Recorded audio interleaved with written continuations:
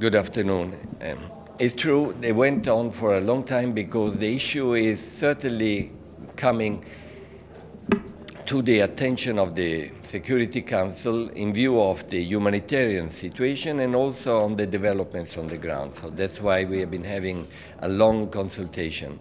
I did brief the Security Council about my regional tour, which has been taking more than 40 days in all over the region and in Damascus, and also about what we can do at this stage in terms of any type of activity. Well, I did indicate that I do not have at this stage, and it would be presumptuous to have one, a peace plan. But I do have an action plan. And the action plan is based on some bottom-up approach in order to do something concrete at a time when everybody seems to be desperate about what's going on in Syria. Bottom line, the idea is to take this horrific, horrible trigger that Daesh, ISIS, has been producing in everyone, in the region and in Syria, as a trigger for actually moving forward on what could be some actions on the ground for those who agree that terrorism, which is Daesh, is to be stopped. How? Well, by proposing and seeing whether we can implement some freeze zones or incremental freeze zones in order to make sure that in those areas we will be able then to build first some political process at a local level and then eventually a national level, give some hope to the local population and avoid that the fight which is going on at the moment is actually producing an advantage to Daesh. If that may take place, there are some places which are obvious candidates for that. And one of them, let me be frank, having learned from Kobane, Aleppo has a remarkable situation in terms of tragic the situation, has been constantly under pressure both by the government and by ISIS, does have a standstill, is a place which has a value of iconic value, and at the same time is a symbol in its own, which we hope could become the opportunity of showing that somewhere in Syria, just because everybody feels that there are other priorities, and rightly so, i.e. the terrorist threat, there could be some areas where we can show that some improvement can take place. We will be working on that. Thank you very much. Yes, sir. You talk about these freeze zones, local ceasefires. I'm told you told the Council they could be drops of hope. Doesn't Syria need much more than drops of hope? As you know very well, by experience, many drops can produce a lake, and a lake can produce a sea. We have to start somewhere. So far, we started bottom up, down, conferences, large meetings, and then there was a standstill. Daesh has been waking us all up about his own danger and his own very quick agenda, and is providing an opportunity, I hope, for even those who are in disagreement among them about what is the future of Syria, to show that we can produce those drops. In any case, when I was in Syria, the message was, halas, enough. The people are suffering too much, and they are suffering from all directions. So that's an additional reason for doing so. Yes, sir. Thank you, Mr. Mistura. I wonder whether you agree to the notion now that the international community should cooperate with President Assad and his government in this fight against terrorism. And would you please also tell us where are your next visits are going to be? Thank you. My next visit is going to be again in the region. That's where I am the most of the time, because I learned from my predecessors that it is crucial to engage constantly the region, particularly when the region is, as it is at the moment, very much aware about some new dangers, including the one we mentioned. And I'm planning definitely to go back to Damascus, where I will be discussing exactly all what we have been saying at the moment. The cooperation with President Assad and the international community on the fight against terrorism. President Assad discussed with me the issue about his own concern about Daesh and feeling that he himself is concerned about the issue about terrorism, i.e. ISIS and basically Al-Nusra. And I've been listening to that and hearing that that could be an opportunity for him also to prove that, in fact, if he is, as I want to believe, against Daesh and Al-Nusra, the next step to do is to actually promote a political process. There is no way that just hitting militarily Daesh will be producing what we hope a return to normality. But if that becomes the opportunity of combining with a political process where everybody is engaged, every Syrian, then no exclusion of any Syrian, then I think we will be taking away the ground, the water, where they are finding a fertile ground. Flower. Thank you, Mr. Mistura. And what kind of response did you get from council members on your plan for these freezes? Were they receptive? Did they have other ideas themselves? Well, that you will understand. I will leave it to the Security Council. They are, I think, still meeting about that at the moment and see whether what I've been suggesting as an entry point for making use of this drama. In every crisis, there is an opportunity in order to mobilize some positive action in Syria is being just now discussed. I leave it to them to tell you that. And the last point, and I will give it to a lady, forgive me, too mentally. Madame? Could you kindly be a bit more precise on how you want to implement the free zones? How do you practically want to do that?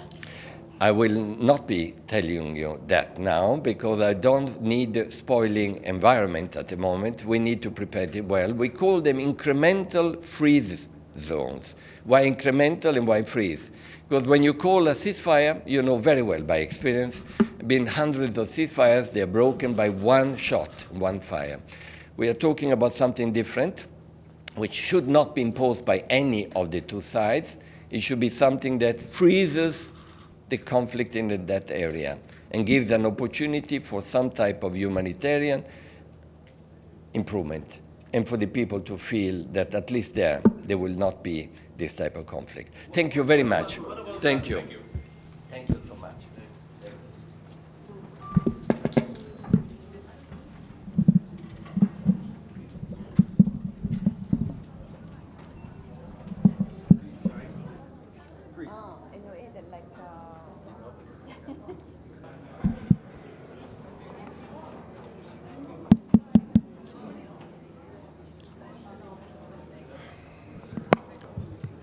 Well, good afternoon, ladies and gentlemen. For the first time today, the Security Council had a meeting, a joint meeting, attended by both the humanitarian side as well as the political side, dealing with the commonly called Syrian crisis. Today, Mr. de Mistura attended the meeting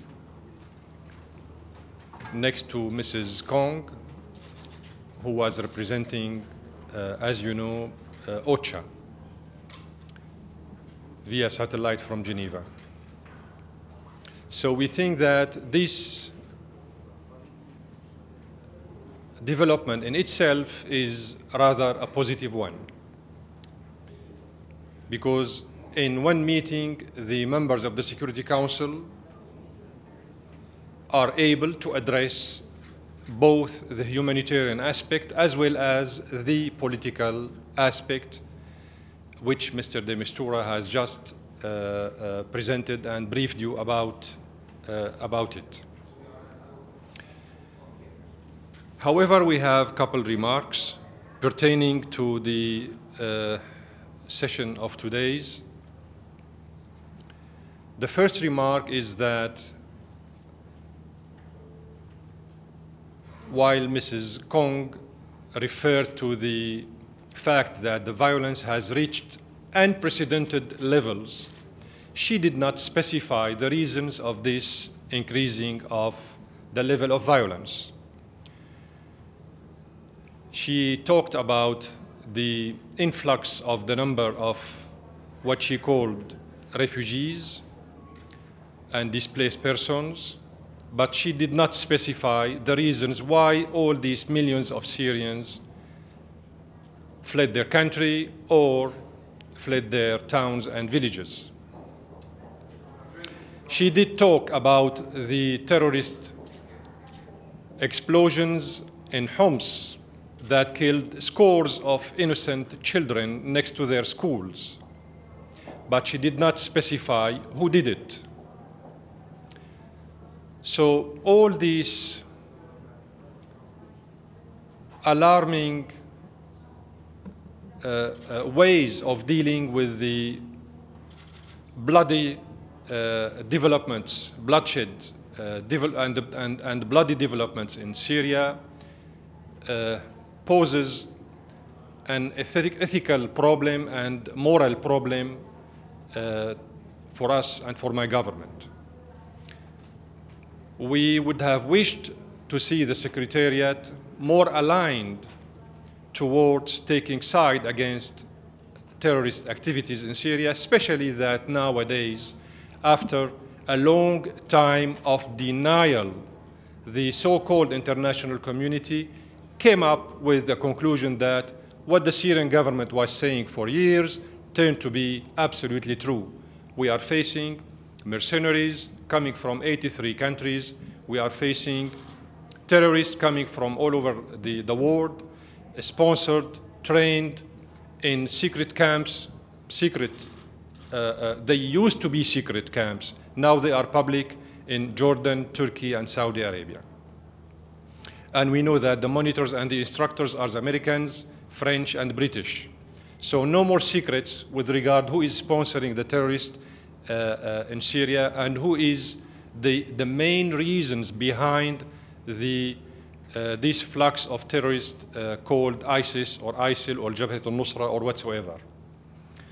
Nobody would be convinced of the possibility for an Australian terrorist to leave Sydney and then find himself within 24 hours near Aleppo or near Damascus fighting against the Syrian government. And then somebody in this secretariat, especially the spokesperson, still insists that these Australian or French or Saudi or Libyan or Tunisian or Turkish terrorist is a rebel, a Syrian rebel. I don't know how he could combine these two contradictory identities of the same terrorist. So we have an ethical problem that should be dealt with accordingly by the representatives of the Secretariat. Then the second point is that while Mr. de Mistura, and we commend his efforts and we would like to hear more about his proposal soon, while Mr. de Mistura is speaking about the political settlement, of course, this is what Syria needs, a political settlement. But then if we want to facilitate the task of Mr. de Mistura, as well as to the Syrian government and the members of the Security Council, then we will have to address the issue in its panoramic picture, in its entirety, in its comprehensiveness. We cannot ignore the Turkish disruptive role played in Syria. We cannot ignore the Turkish facilitating the terrorists of ISIS and ISIL and Jabhat al-Nusra entering into Syrian territory. We cannot ignore and condone the fact that the Turkish government policies are behind the increasing level of violence in Syria. I don't know how in the world one could tolerate this kind of irresponsible Turkish policies towards Syria when the Turkish president himself sets 4 preconditions for helping the international community to fight ISIS and the terrorists in Ain al-Arab, Kobani. The 4 preconditions are a violation of the Charter, of the principles of international law. And still nobody is reacting, neither Mr. Ban Ki-moon himself, nor any of his aides or senior experts. Something is wrong in this organization. the violation is not only political or humanitarian, the violation is also ethical. The Syrian people's suffering is not a matter of this bazaar, of this circus that sometimes we hear it in this organization. The suffering of the Syrian people should be regarded, seriously speaking, and dealt with very seriously. Mr. de Mistura said that he heard in Damascus, in Syria, the word khalas, enough is enough, and he was right. Enough is enough with regard helping the terrorists crossing our border through Jordan, through Lebanon, and through Turkey. The scourge of ISIS faced by the Iraqi people and the Syrian people is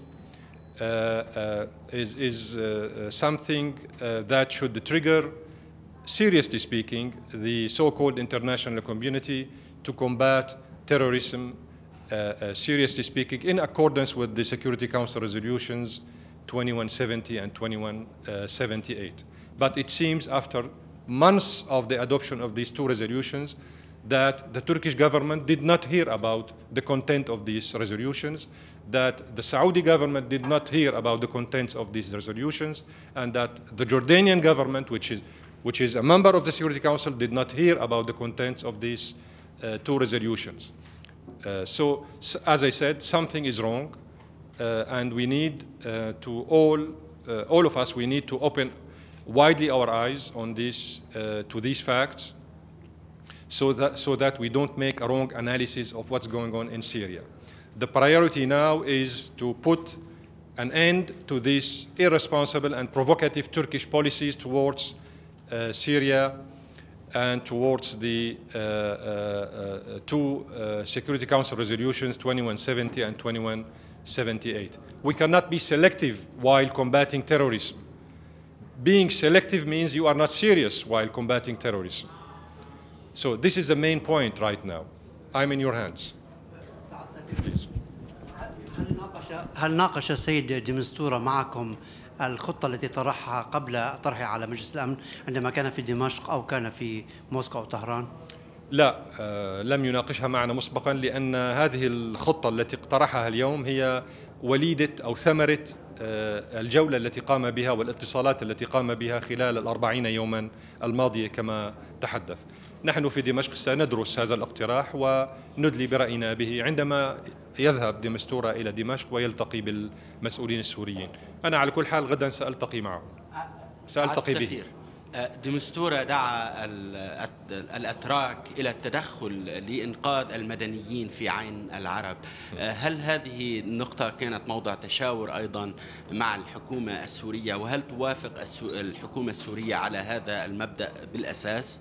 الحكومة السورية ضد أي تدخل خارجي في الشأن السوري. الحكومة السورية ضد أي انتهاك للسيادة السورية. هذا خط أحمر. ثم النقطة الثانية، السيد دي مستورة لم يدعو تركيا إلى التدخل في الشأن السوري. السيد دي مستورة دعا إلى تسهيل دخول المقاتلين السوريين الأكراد الموجودين على الطرف الآخر من الحدود داخل تركيا إلى أن يسمحوا لهم بالدخول إلى مدينتهم عين العرب كي يشاركوا في القتال ضد داعش. فيجب أن نكون دقيقين في الكلام. Sure. Thanks a lot. I wanted to ask you about لأن الجانب التركي، السلطات التركية تمنع السوريين الذين خرجوا من عين العرب، تمنعهم من العودة إلى عين العرب لمساعدة إخوانهم في الدفاع عن المدينة. هذا هو ما قصده السيد دي مستورة. Sure. Mr. de Mistura talked about freeze zones, and some people have used the phrase local ceasefires. Can you say what's the government's position? What would it be willing to do? He mentioned Aleppo. What would that look like? And also, if you can give an update on the Golan Heights, what has UNDOF or the UN peacekeeping said? Have they gotten back to the Syrian side of the line, and what do you make of the delay? Let me start with the Golan issue, the Syrian occupied Golan. This is another scandal that is taking place in this organization, because the DPKO is not reacting to this very dangerous and delicate situation prevailing on the demilitarized zone on the separation line between the Syrian side and the Israeli side on the Golan. For months, Jabhat al-Nusra, which is enlisted, as you know, as a terrorist entity according to the Security Council list, for months these terrorists are occupying pockets on the separation line, on the Syrian side of the separation line, and the DPKO is not reacting. The result was that the Filipinos withdrew, as you know, the Fijians were kidnapped, because the Secretariat and the DPKO did not react to our early warnings when the same terrorists kidnapped the Filipinos last year, if you remember, 2 years ago, and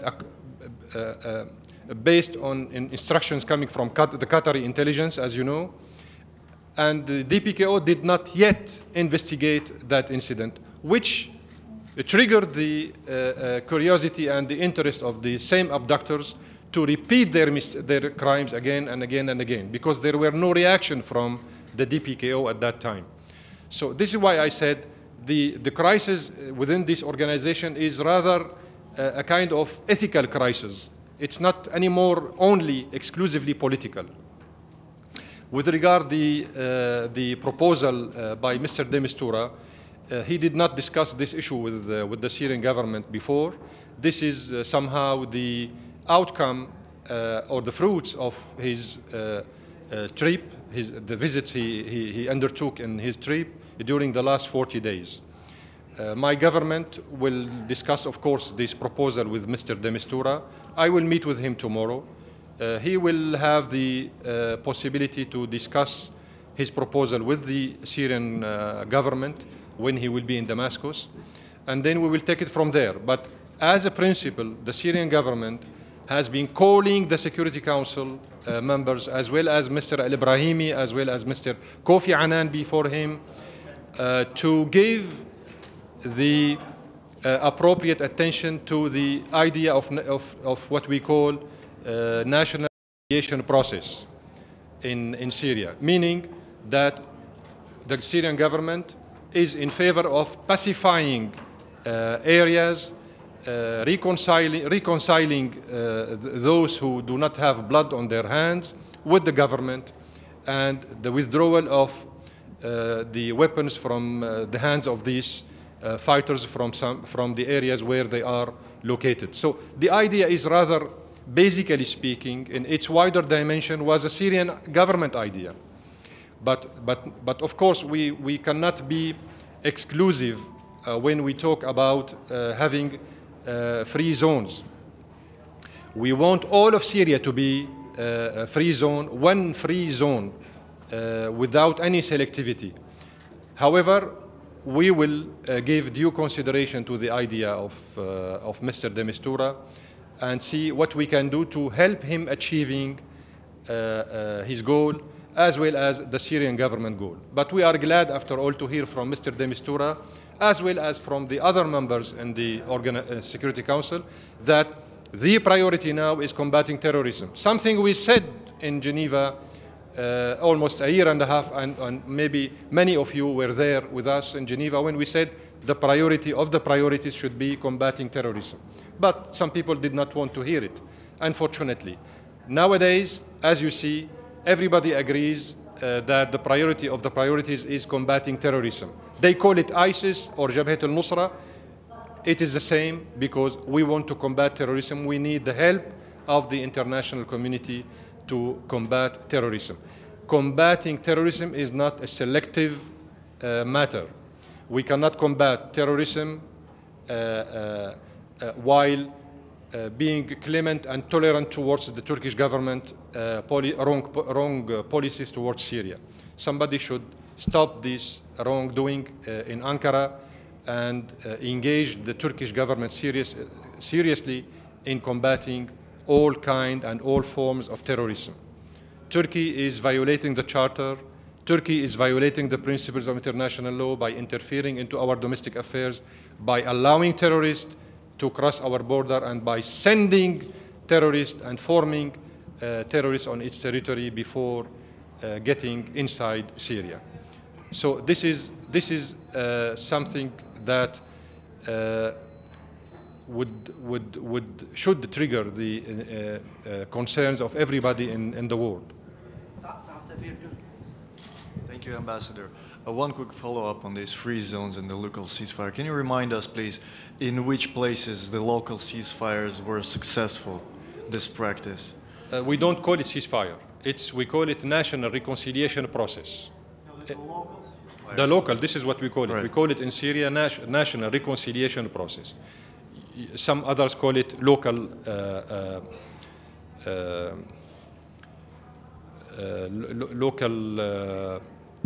reconciliation. So where were they successful? Everywhere. In the countryside of Damascus, we succeeded doing that. In the coastal area, in Homs. So it has been a successful experience for the Syrian government. Please. Yes, thank you, Ambassador. There have been reports that your government has increased airstrikes tremendously lately, including to Aleppo. So I'm not sure how this is supposed to be some kind of a comfort zone. And secondly, ISIS seems to have response in heavy Sunni areas. Is your government and the Baghdad government doing anything to appeal to Sunnis so that they don't feel jilted by, discarded by both Damascus and Baghdad? In Syria, we don't think a sectarian way of discussion. We don't believe in the confessional way of thinking. We don't believe in the sectarian way of dealing with political matters, especially when they are domestic matters. So I'm sorry to avoid answering this part of your question because it's out of our own national culture. The second point is that the first part of your question, actually, the so-called coalition forces launch every day between 8 and 13 raids against ISIS, both in Syria and Iraq. Just for your kind information, I would like to confirm to you that the Syrian Air Force launches every day 130 raids against ISIS and Jabhat al-Nusra and the other terrorist organizations. So yes, the Syrian Air Force is heavily engaged in combating the terrorist groups all over Syria. Not only in Aleppo, all over Syria. Please. Thank you, Mr. Ambassador. Could you give us your view on this continuing U.S. airstrike inside Syria? Is it producing any positive change on the ground? Or we have serious doubts about the seriousness of these raids. Why? Because initially, President Obama said that this war would take 3 years. I don't see how the greatest army in the world, which is the American army, is incapable of stopping, according to the Pentagon, 15,000 terrorists spread all over the Iraqi desert and the Syrian desert. So something is wrong in these calculations. Hold on. Something is wrong with these calculations. Then the head of the Pentagon says that this war is an open-ended war. It may take years, and I guess somebody mentioned the figure of 20, 30 years. This is a call for an open war in the area that would be a war of attrition for all the peoples in the area and for all the governments in the area. But mainly speaking for the Iraqi government and the Syrian government, because we are the main targets of this campaign. So we need to be extremely careful and cautious with regard the public statements and public declarations coming from here or there within the American headquarters. We have serious doubts, as I said, because on one hand, this so-called coalition has the ambition of targeting ISIS, but at the same time, the same coalition is getting too patient with the wrongdoings by the Turkish government towards the same terrorist organization, which is ISIS. And on the other hand, the same coalition is making a huge pressure on the Syrian army and opening new fronts for the Syrian army, so that the Syrian army's attention would be deviated from fighting ISIS on the Syrian-Turkish border to other areas, which means decreasing the pressure on ISIS. Somehow the coalition, by its wrong calculations, is facilitating the task of ISIS within Syria and Iraq. If the Syrian army had the free hands to combat only ISIS, the Syrian army is capable of putting an end to ISIS in 3 days. We don't need 3 years. Thank you so much.